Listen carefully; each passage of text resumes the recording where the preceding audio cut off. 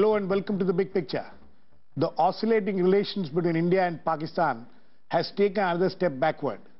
The recent spate of incidents on the border and in Gurdaspur and Udhampur, where militants allegedly came from across the border and indulged in terrorist acts, has raised a lot of hackles in India. Coming as these incidents does after the positive meeting in Ufa, Russia last month, where the two prime ministers issued a joint statement to carry forward with the talks, has been disappointing. The national security advisors of the two countries are scheduled to meet here in Delhi on August 23rd and 24th to carry forward the talks. Already voices of dissent is being heard within the country over the holding of such talks in an atmosphere which prevails now. Why has the situation escalated suddenly after UFA talks? Is this a result of the differences within Pakistan's civilian and military establishment, or is it non-state actors trying to destabilize the normalization of relations between the two countries? Has the India-Pakistan dialogue process come under threat again, and how should the two governments approach it now? We will discuss all this today with TCA Rangachari, former ambassador, Ashok Tandon, senior journalist and former media advisor to former Prime Minister Atal Bihari Vajpayee, Siddharth Vadrajan, founding editor of the Wire.in, Rana Banerjee, former special secretary, cabinet secretariat, will be on the phone line. Welcome to all of you. Mr. Rangachari, why is it that, when things seem to be getting normalized, suddenly these things happen? Where will you put the finger on? Well, in the introductory remarks that you made, there was a mention of how non-state actors are not wanting or willing to permit a dialogue to go forward. I think this distinction that we draw in the case of Pakistan between quote-unquote non-state actors as if they were independent entities is something which needs to be rethought. This is what certain sections of the Pakistani media would like to, in the media and outside, certain sections in Pakistan would like to say that they are non-state actors. Let the Pakistani media and whoever it is want to say whatever. We should recognize what they are. They are organizations which are tolerated. In many cases, they have been supported. They have been created by the Pakistani state itself, the army specifically. Now, therefore, this distinction doesn't make sense. Now, before UFA talks, the general impression that was conveyed was that the army was on board, that the dialogue, the meeting that was taking place, and subsequently after the meeting when those decisions were announced. In fact, Mr. Sartaj Aziz in UFA itself had clarified to the Pakistani press that we are going ahead with those issues on which we think we can go ahead and make progress, and those which are difficult issues we will discuss separately. Now, therefore, it was not as if the government of Pakistan or the Prime Minister of Pakistan, or for that matter the National Security Advisor of Pakistan, was not aware of what they were getting into. Now, insofar as the dialogue at the level of the NSAs is concerned, yes, just yesterday the Foreign Office spokesman in Pakistan said that this is still under consideration. Now, fair enough. I think the dates have been offered. Sometimes, for whatever reason, dates don't work out, and so alternative dates are offered. So we have to wait and see. We're just 2 weeks away from it. True. But, there are circumstances where somehow specific dates work out, then alternative dates are proposed. But usually, that sort of process should not take a very long time. Now, maybe we can say that it's just been 2 or 3 days since the Indian side has proposed these dates, at least in public domain. Maybe privately it may have been done earlier. So let us give it a day or two and see what the reaction from the Pakistan side is, whether the dialogue goes on or not. My own feeling is that we should also not, two things we should not lose sight of. One is in the overall context of India, given its $2 trillion economy, the size of India and so on. These incidents, however, as you said, they raise hackles quite correctly. However much they may raise hackles, they are still a small matter in terms of the overall, it doesn't affect India's sovereignty, territorial integrity, India's economy, India's security, and so on. That's one. The second thing is that we should also not divorce the dialogue at the bilateral level between what is going on at the international level. The UN General Assembly session is going to come up. Usually the Pakistan side agitates this issue at the UN. So it's very possible that all of these different factors are part of that calculation in deciding whether to go for dialogue now or wait for a few weeks and do it after the UN General Assembly session is over and they have said whatever they have had to say, and so on. So these are all factors on which we at this moment don't have complete information on. But these are issues that circumstances that we must factor in analyzing how to look at the evolving situation. Okay. I think we have Rana Banerjee on the phone line now. Rana? Yes. Mr. Banerjee, can you hear me? Yes, I can. Okay. How do you look at this incidents in the last 1 week? You know, are they deliberately planned to destabilize the peace, the talks which are supposed to be held, the WUFA agreement, and how do you look at this? No, it is not really connected. The latest statistics of, infiltration and violence relating to infiltration do not substantiate either the spoiler theory or this thing that it is connected to bilaterals or has any necessary sequence to it. It is more an issue of, seasonal infiltration that has been going on, as also of, the people who are already infiltrated having certain tasks assigned to them. Overall, the violence has tapered down in the last 3 years, but 2013 and 14 saw a deliberate effort to have a spike up. It hasn't fully succeeded.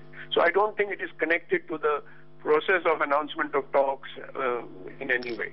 No, but if you're saying that it is not connected, who are these people? Why are they coming here?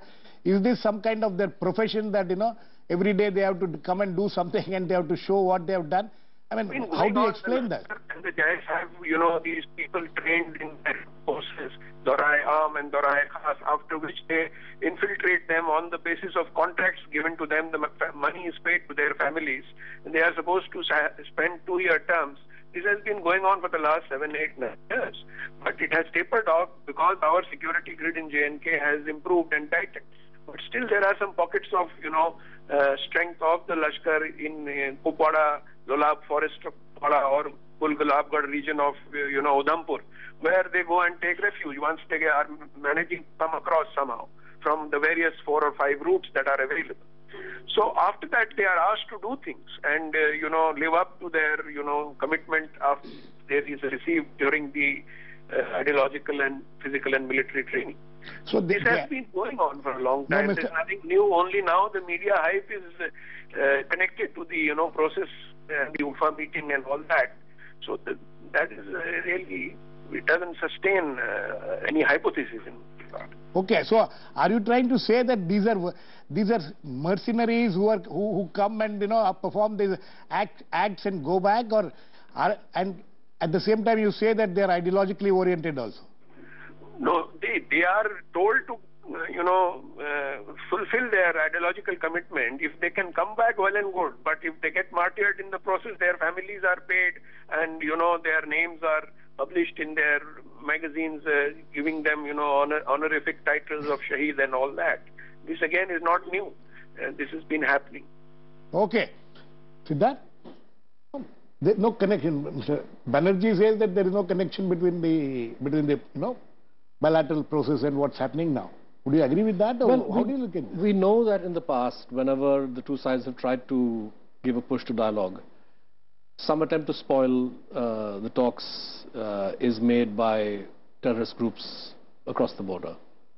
Whether these two incidents are part of that process or part of the more underlying ongoing process of infiltration, and I think Mr. Banerjee may be in a better position to assess that than I. The key question for us, however, is... Yes, Mr.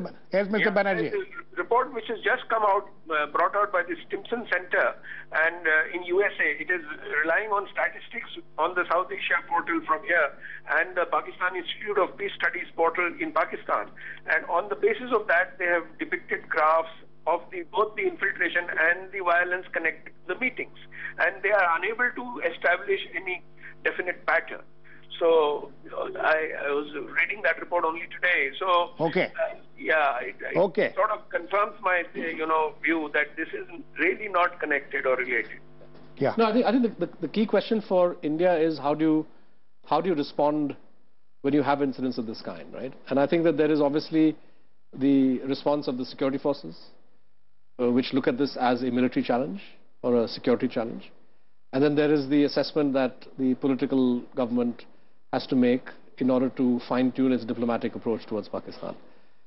This government, I think now, wisely in my view, is leaning towards the argument that we will not allow incidents of this kind to disrupt the diplomatic process that was initiated at UFA.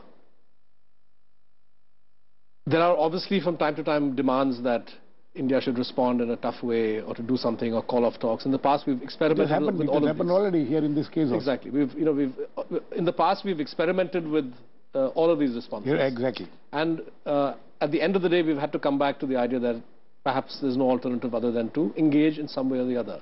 So I think the process that was conceived at UFA, if it can move rapidly towards the meeting of the two NSAs, will, I think, impart considerable momentum and clear some of these clouds, whether these clouds are deliberately being put by terrorist organizations or the military in order to disrupt the dialogue, or are, as Rana Banerjee is saying, they're part of the underlying infiltration process story which has been going on for the last 2 decades. Okay. Either way, I think we need to be clear in our minds that the dialogue or the discussion on terrorism as agreed and on any other issues that Pakistan brings up or other issues that we wish to raise should not be affected or disrupted by these acts of terror. These kind of acts. Ashok Tandon, would you agree with that?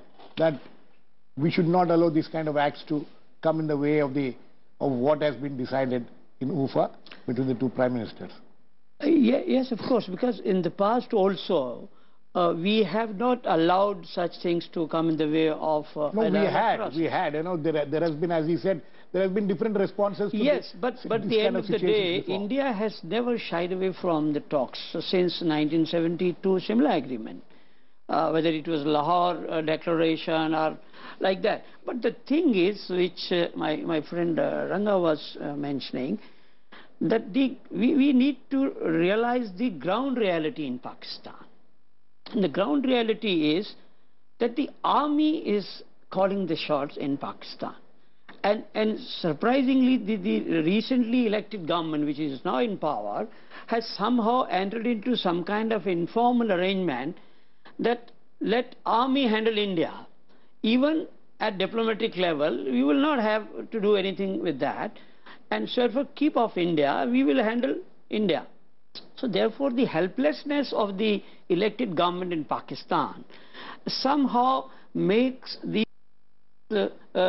irrelevant. This has happened in the past. So, right. So long as army controls Pakistan. UFA declaration, whatever the process, whatever happened at UFA, then it was said that there seems to be some kind of a agreement which the civilians and the military... futile on a number of occasions. That's the point I'm asking. But nevertheless... So the question which I'm asking is, do you think that process which involved the civilian and the military establishment in Pakistan coming together and agreeing to that UFA process has broken down now? Do you think this is a... See... Is that how you look at it? See, how I look at it is that the army in Pakistan and the ISI, they are the real establishment. Whatever the political leadership like Nawaz Sharif may say in UFA or elsewhere on any other platform doesn't mean anything, because they also know that these talks will not yield anything, as it has happened in the last so many years. So therefore I don't think that we should run away from the talks and say we will not talk. In fact, on the contrary, the forthcoming talks, if they do take place, NSA level, will provide India an opportunity to place on record, on the table, the proof of the involvement of Pakistan and its establishment. So therefore, I personally feel that we should collect all the evidence of the involvement of the... okay. And I also agree with Ranga that all this is one establishment. Non-state players and all that, they can't operate without the support of the establishment. But unfortunately, the establishment which we see as political establishment of an elected government, they have hardly any role to play in that. Okay. I just wanted to point out that, this particular round of discussions was supposed to be focused on terrorism. Right. Therefore, from the Indian side, I don't think there is incentive for us to say, no, these talks will not take place at this time. Because if we are going to put across in whatever form, and this business of evidence, etc., now is something which you don't really have to prove. There is enough literature from Pakistani sources themselves. And there's much talked about piece that was written by the former DG, FIA, which has appeared in the Dawn and so on. That's only one. There's so many other pieces of people have written books and so on. So we don't have to prove anything. That evidence part of it is not a court of law when two NSAs meet or two governments talk. It's not a court of law where you have to produce evidence, etc. More important thing is whether there is a willingness on the part of Pakistan to recognize the problem as it is and do something about it. Even though there has been statements at the level of the Chief of Army Staff, at the level of the Prime Minister and so on, that all terrorism and all terrorists are bad and that we are going to go after everybody, we need to see whether there is a sign that that is going to be carried out in practice or not. Once we have some indication, clearly the present, whatever is happening, even though it is at a very low level, there are sporadic incidents and so on, this is more symbolic.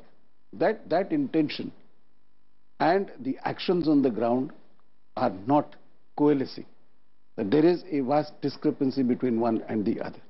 That is what we need to look out for. Okay, this is a good opportunity to put that point across. And continue the talks and hold the talks and not as some people are demanding. Use these talks to put that point. Use these talks to put. But my question, which I asked Ashok also to you, that kind of the kind of agreement or some kind of a harmony which had developed between the military and the civilian establishment in Pakistan before the UFA and after it also, is this an indication that there is some strain in that?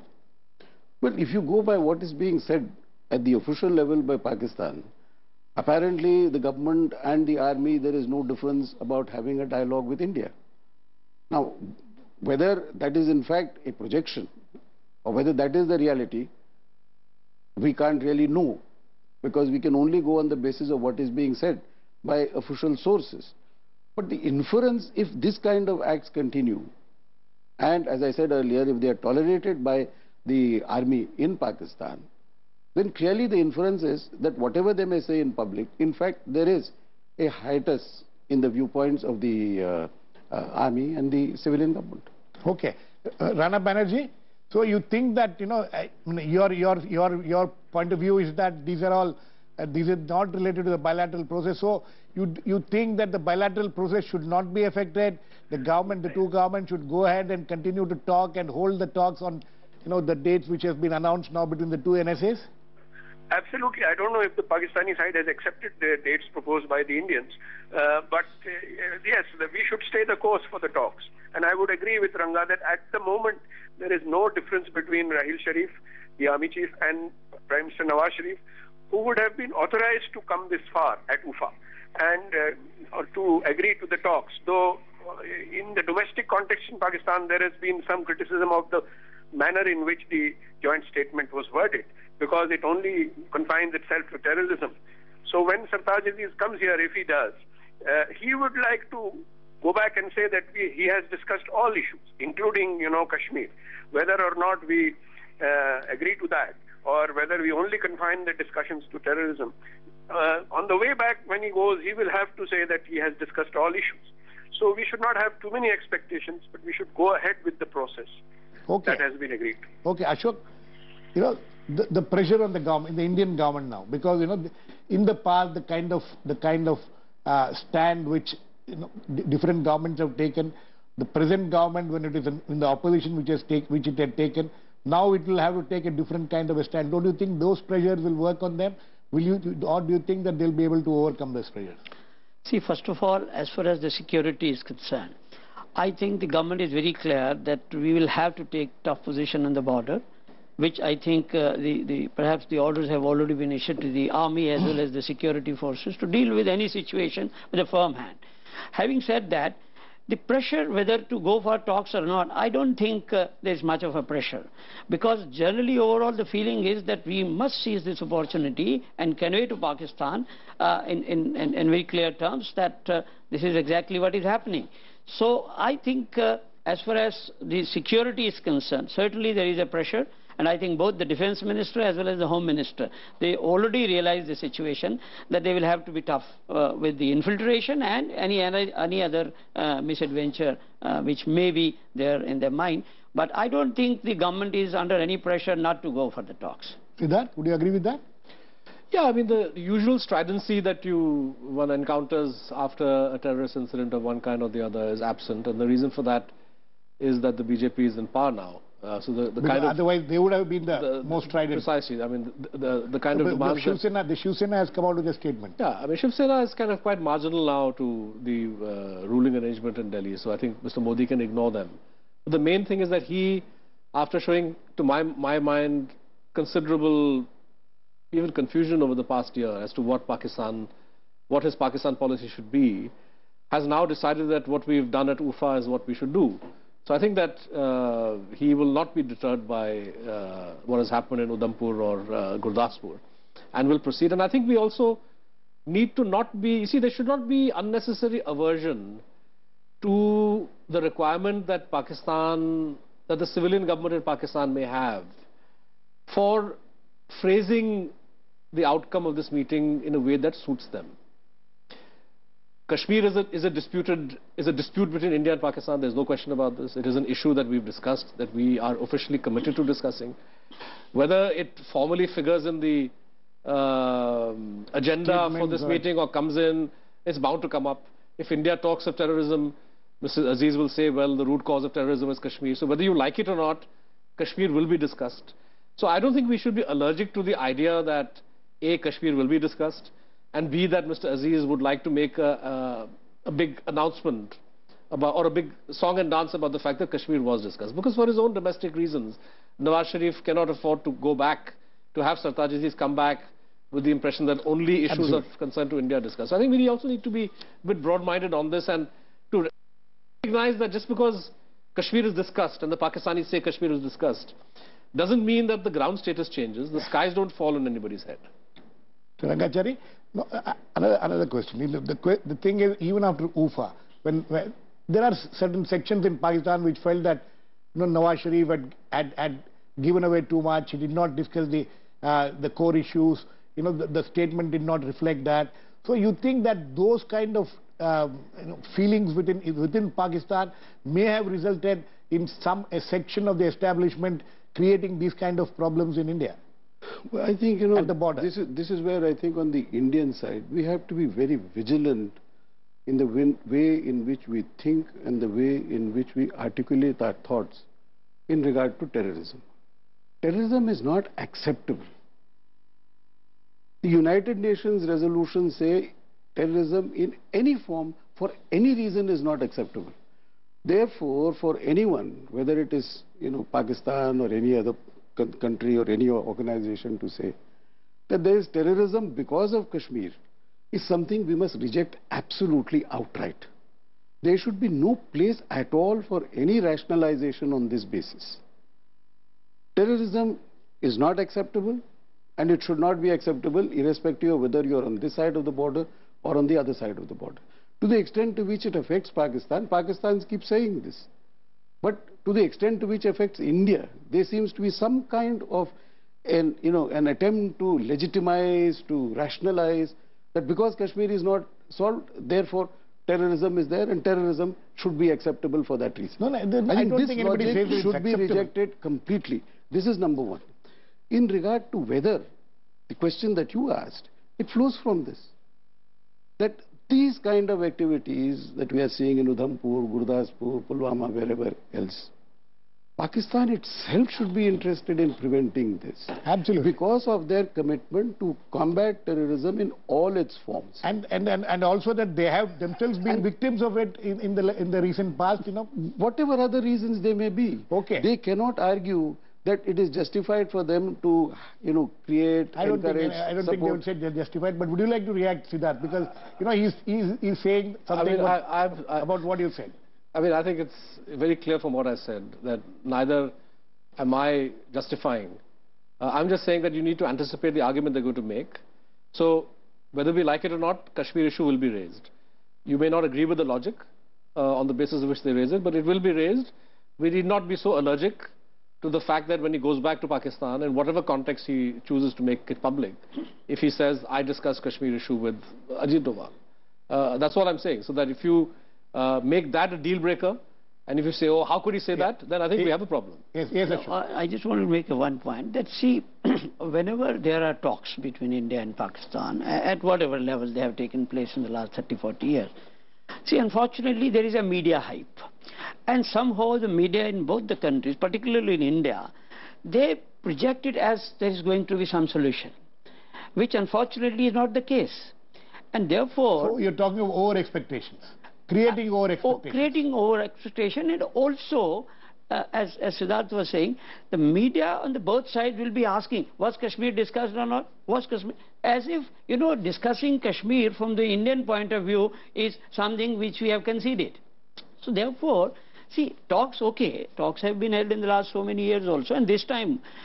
But the talks should be projected by the media in the proper perspective, which is unfortunately not the case as far as the Indian media is concerned. And I'm sorry to say both of us are from the media, but this is my experience, that we raise so much of hope from the talks, which may not be even path-breaking. Okay, Mr. Rana Banerjee, quickly, last words to you. So you think... Yes, sir. I agree entirely with Mr. Siddharth Vadararajan. The point you flagged is, you see, that this effort of Pakistan to shift the terrorism towards lower Jammu and Punjab is significant, because this is something which our security mechanisms will have to course correct and take note of, and heighten our preparedness to take this on, so that the terrorism does not spread back into Punjab.